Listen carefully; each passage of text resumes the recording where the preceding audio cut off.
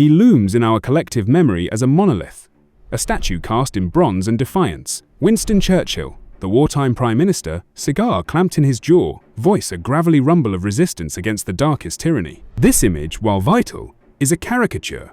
It obscures a man of profound complexity, of staggering contradiction. To truly understand the leader who rallied a nation, we must first excavate the adventurer who manufactured his own fame. Before he was a statesman, Churchill was a young man in a hurry. Born into aristocracy but without the independent wealth to support it, he was driven by an almost desperate need for recognition and, crucially, for cash. He saw the violent frontiers of the British Empire not just as a matter of duty, but as a stage, a place to perform heroics and write his own legend into existence. His greatest performance would unfold in South Africa. During the Boer War of 1899, he arrived not as a soldier, but as a high-priced war correspondent for the Morning Post. Having already failed in his first attempt to enter Parliament, he needed a story so compelling he could not be ignored.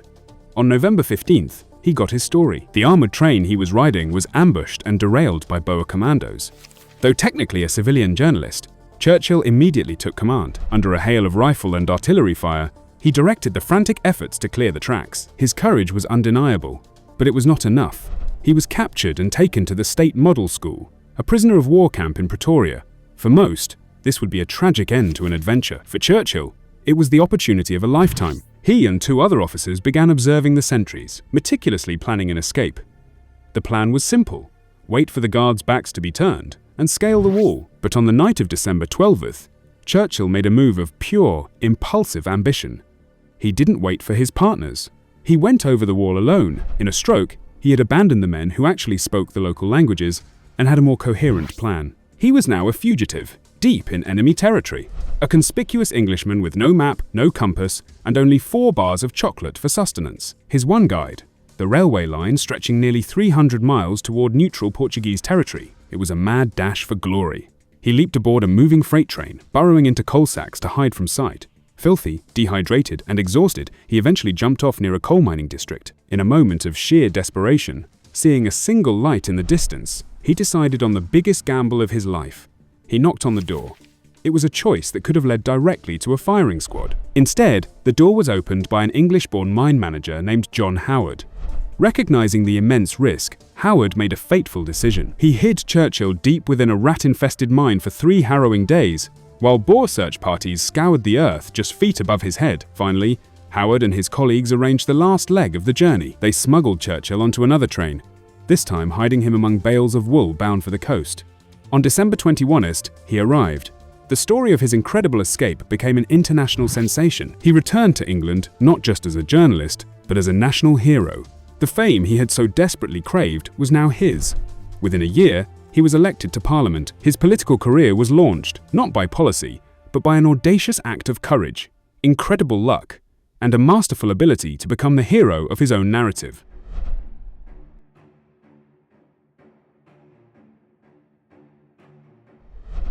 Fame, however, is a fickle beast.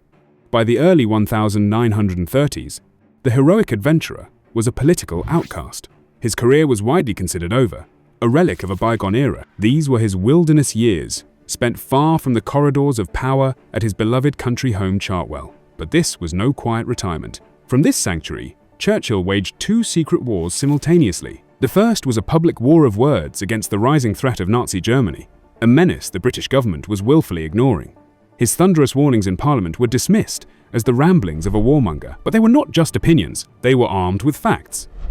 Sidelined by official intelligence channels, Churchill had built his own private intelligence agency. Disillusioned figures like Major Desmond Morton of MI6 and Foreign Office official Ralph Wigram risked everything to smuggle him classified data. They brought him secret figures on German aircraft production and rearmament, giving his dire prophecies an unnerving, data-driven accuracy. While fighting this public battle, he was fighting a second, more private war, one against catastrophic financial ruin.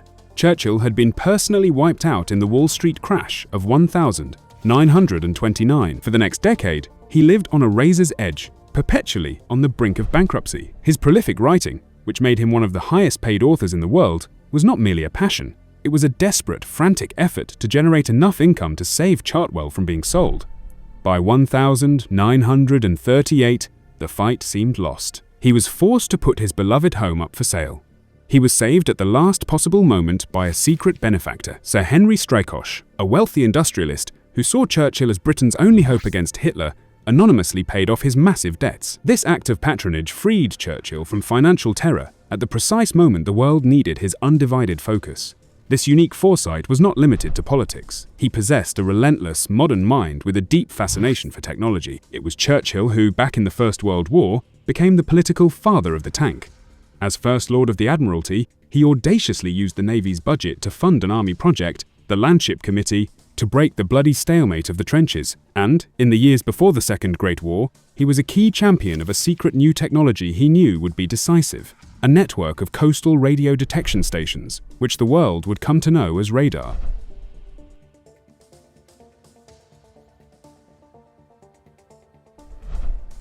For all his public bombast and unwavering confidence, there was a private, hidden Churchill, a man who suffered from lifelong bouts of severe depression, a crushing melancholia he famously personified as his black dog. When this darkness descended, it could paralyze him, draining all color from his world, and his primary defense against it was not politics or brandy, it was a paintbrush. Churchill only began painting in 1915, at the age of 40.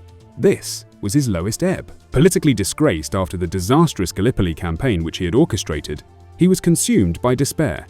The pivotal moment came when he was staring, lost, at a blank canvas. It was the wife of his friend, the painter Sir John Lavery, who grabbed a brush and made the first bold strokes, showing him it was not to be feared.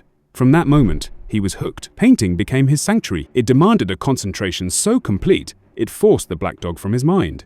It was a world of color and light that he alone could control. Over his lifetime, he produced more than 500 paintings. He became so proficient that he submitted his work to the prestigious Royal Academy Summer Exhibition under a pseudonym, Charles Morin. He was accepted. He had another, more surprising therapy: hard, physical labor. At Chartwell, he became a dedicated and surprisingly proficient bricklayer.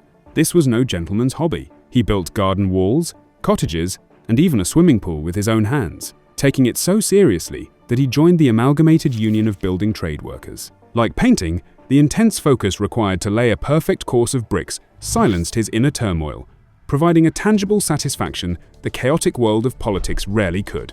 These were not just pastimes, they were essential tools for his mental survival. The hands that signed war directives were the same hands that delicately mixed colors on a palette. The mind that conceived grand strategy was the same mind that found peace in the simple logic of laying one brick perfectly upon another. The real Winston Churchill, then, was not a two-dimensional hero. He was a kaleidoscope of conflicting, powerful traits. An audacious gambler whose recklessness launched his career, a lonely prophet whose warnings were sharpened by the terror of his own ruin, a Victorian traditionalist who championed radical science, and a titan of public life who privately battled a crippling depression with art and a trowel. These stories do not diminish his stature, they complete it. They reveal the complex, flawed, and brilliant human being, who was, against all odds, precisely the leader the world needed, at precisely the moment it needed him most.